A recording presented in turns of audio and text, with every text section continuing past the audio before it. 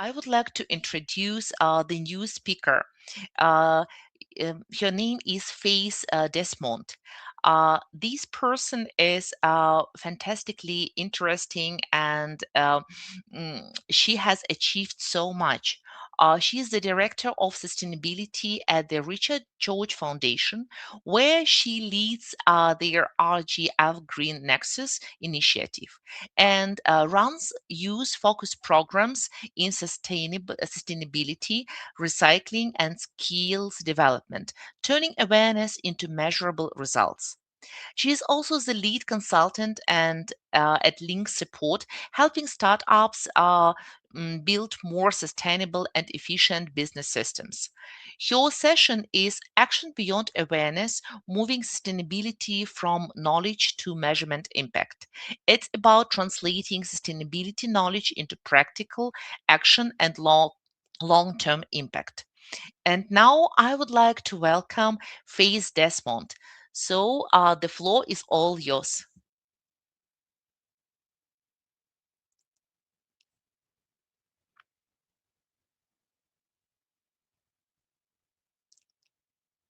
Hello.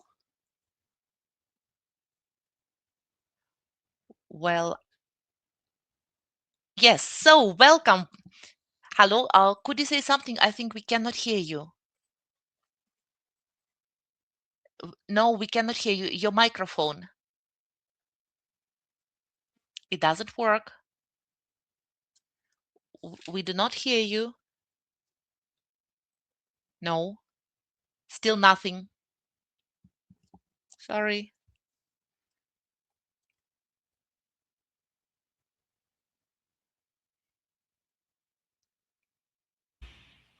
Yes, now I Okay, think hi, now Bar. we will. Yes, now we can hear you. So, welcome again, Faith. So, thank you so much for being today with us, and we are looking forward to hearing your presentation. So, welcome. Thank you very much, Dr. Natalia, and I'm very, very happy to be here with everyone. And also, thanks for the invitation. A big thank you to the Voice Aid Association for pulling this together, and also to Richard George Foundation for this opportunity as well. So I've listened to some speakers, and it has been amazing so far.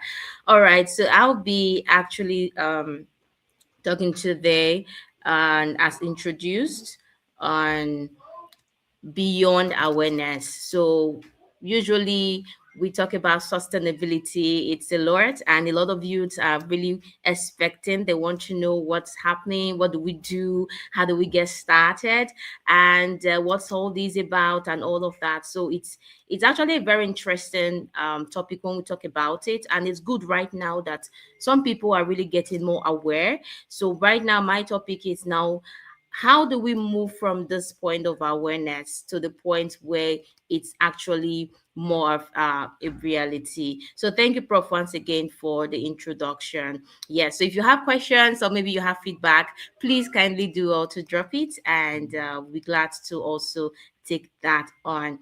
All right, so why I'm trying to share my screen. Okay, it's there already. Thank you very much. All right. So basically you can see all of this. So we need to move in sustainability from knowledge to measurable impact. I personally love this topic because we have young people out there. We have people that personally for me, I got to know about something and that sparked the inspiration, sparked the desire to do something.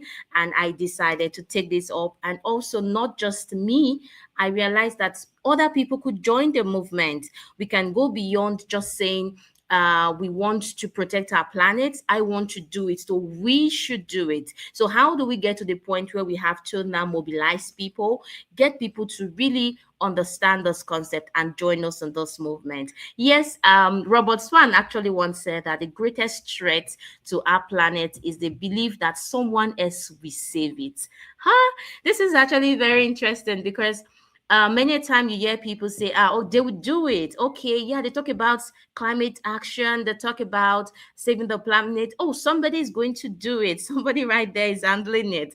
But then at the end of the day, when you say somebody is doing it, forgetting the fact that we all have a role to play. You can do something even from your home, and you can actually do something from your little associations, clubs, your groups, your class, and all of that. So if we actually put this change together, we can do much more. So sustainability is no longer just a conversation, is an urgent responsibility that we all need to pick up. We all need to take action. So the actions we take today will definitely define the future of our environment and what we see tomorrow. Because we want to see how when we say sustainability, it's beyond this generation. We are thinking of all the generation after us and the one after and after. So we want to see, okay, how much of the resources can we still preserve? How much can we actually ensure that the lifespan of these resources around us is actually improved? How can we bring in eco-friendly products that don't deplete our environment, so that in other generations coming after, we also have more of this benefit? Now, this is our current reality.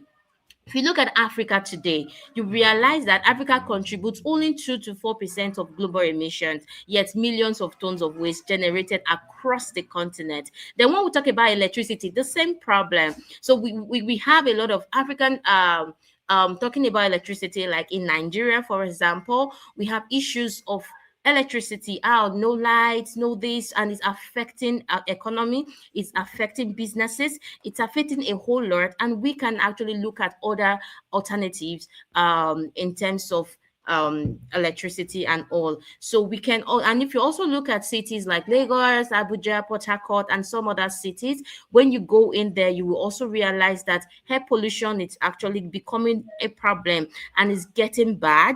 And we can actually look at how we can protect our environment more, maybe plant more trees, maybe think of how we can remove the waste rather than dumping waste in our in the hills and all of that. We could do something with those plastics. We can do something with it. We can convert them to things that are useful and they save our environment. So waste is not just the problem right now. It's now the fact that there are opportunities in those waste. There are things we could do with them.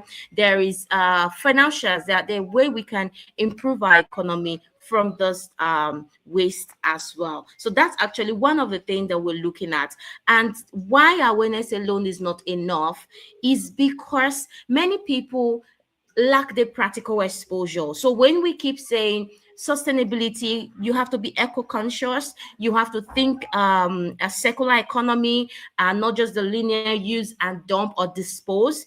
Now people are wondering, how do I come in? So now we now need to, beyond the awareness that has been happening, beyond people getting to know that, okay, sustainability can happen, okay, this can be, we now need to practically motivate, find ways to motivate people to ensure that sustainability start happening, ensure that people are more conscious about how to protect the planet, and they can start from their home. So this is actually very, very interesting, because sustainability education must move beyond the theory. It needs to go more into institution. People still need to be more aware, but beyond the awareness, there is something after, and that is what we are much interested in today. So beyond the people getting more aware about the fact that understanding sustainability changes and their impact, people now need to engage people as well. They need to engage their community. So people needs to be inspired. This awareness needs to lead to change in behavior. So people should be inspired to engage, to speak to someone else, to hold someone and to get to their home, and children should say to their parents that, oh, mom, dad, we can actually upcycle this thing, we can actually reuse this, we can actually recycle this. Maybe we should give this out to recycling companies. Maybe we should give this out to fashion designers that can use them for patches on clothes, or use them for other maybe accessories, fashion accessories, or something else, rather than dump them. Maybe we can make children aware, so they can now go out there and mobilize, engage their parents. Maybe parents should also be aware so that when they go back home, they can also speak to the children, teach them about, and we know that Global Recycling Day happens on the 18th of this month. So it's actually a very good time for everyone to say, okay, we can pick these waste together, we can separate our waste, and we can do something. So beyond you and beyond you being aware, we now need to take it beyond you. So how much you engage others, how much you speak to your environment, speak to your communities. You have groups, so you want to speak to them that this is not just for the government, it's not just for certain people, that this is actually something about the collaborative effort. So we need to collaborate, we need to work together to save our planet, we need to work together to build, to bring out the word from this thing. So that is actually, then another thing is the leading practical initiatives. So beyond mobilizing, there are ideas, there are practical initiatives that, and we have amazing young people right now taking up initiatives, coming up with projects and NGO leading initiative. You see CSR projects everywhere, and it's actually getting more interesting. So it means that we need more people in the space. We need more people to be moved from awareness to community mobilization and now start leading initiatives themselves. So you want to come up with, okay, fine, I actually have ideas. We can come up with a research center where people can sit down, come up with creative ideas on what some waste can be converted into. Now, in the terms of agriculture, we see how people can now make compost, send to farmers, and this is a whole lot. And this can be sold out. This can be sold out and also increase our income as well. Then one amazing part of this thing that we also need to look at is data and measurement, because it's now beyond where we just do things without measuring actions. So we now also need to be concerned about data. We want to know what's the effect. Is it improving? Is it increasing? Now we have the SDG goals now till 2030, but we are already in 2026, so we just have the next 4 years to go to see if we can meet up with the goal. So how much have we been able to do? So what is your own goal target when it comes to this? So this year, 2026, what's the goal target? What's your target as an individual? What's your target for your communities? What's your target for your association? What's your role you want to play? How much of it how much of this waste percentage do you want to reduce? How much of it? So when we look at measurement, we are able to it tells us how far we are going and if we're making progress at all, because you can actually say we are actually reducing it and yet someone else is building it more, or something else is building it more, and so there's the balance is not also there. So we also need to consider the part of data, as this is very, very core as well. So it's actually very interesting to know that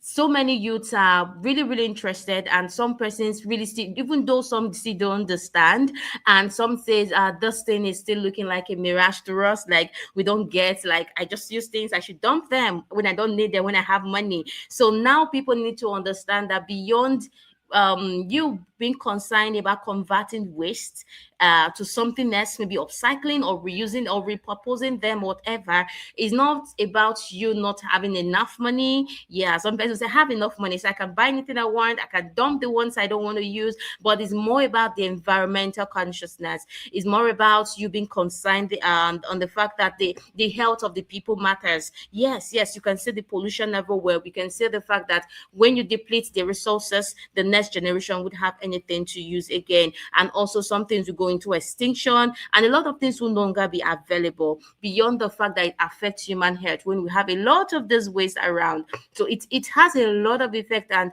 it's not just about the fact that you can also earn when you are able to convert these waste to meaningful things, but also the fact that you can save the planet. All right, now we mentioned collaboration and as one of the things, one of the stage beyond awareness. Yes, that's mobilization. So when you want to mobilize, sometimes it's beyond you, sometimes you may need to collaborate, sometimes you may need to work with other organizations, associations. You may need to also engage all that to work together, because this is beyond just one person. It's we saving our planet. So we may need to go be with sustainability challenges are complex really and interconnected. So requiring collaborative solution across all sectors. So collaborating with governments, collaborating with private sectors, NGOs, communities, academia, going to institutions. So students need to be more aware, because if they can, you see the school environment. In fact, students can be very creative. A lot of schools have research centers, and this can be a very good ground for these things to actually start. Now, that this is actually a good one. And for us at Richard George Foundation, one thing we actually have done, because we started something already and we decided to go to the grassroots. Yes, we started with the students. We beyond the awareness, we actually taught them, made them become aware of how they can convert this waste in their school environment to wet, and also how they can be environmentally conscious and all of that. So beyond that, we actually handhold them, that we actually guided them to make products, and they actually came up with amazing things that they can do in their home. And this one of it is the Edo State map, which they made from calories and recycled materials. And this they actually showcase a lot of this their product during the runway showcase, during our launch in Edo State back in 2025. So it's amazing to know that this was in at Benin Technical College in partnership. So we had other partners, our partner to the Voice Aid Association, and also we worked with the board of the technical college as well. So, and you can see the students coming up with a lot of things. And also we had volunteers. We, beyond just we going to the students to make them take action, we also have volunteers. We mobilize volunteers within our communities as well. So you can see the tree planting pictures there. So these were done by our volunteers in the north. So they actually went out there. They decided, okay, we want to plant trees in a certain location where we see people always go there to play ball, but they need a lot of they need clean hair and all of that. They talked about this initiative and they actually implemented. So this is actually one of the things we're talking about. You can see the map that these students came up with on their own from waste materials, and this was presented to the First Lady's office, and it's actually amazing to see this. And yes, we want to move on in this light. We also, beyond we mentioning this down, that we all need to collaborate, work together. We are also looking at creating more of these creative centers, setting up the hub in places in Nigeria too, and other locations where people can come up with creative ideas, learn the skills, take this action and go beyond just awareness, creating impacts themselves, and coming up with creative and coming up with ideas that can actually drive sustainability. So thank you very much. And this is a call. You can partner with us, you can support us as we work together with our partners to drive this more in 2026. So thank you.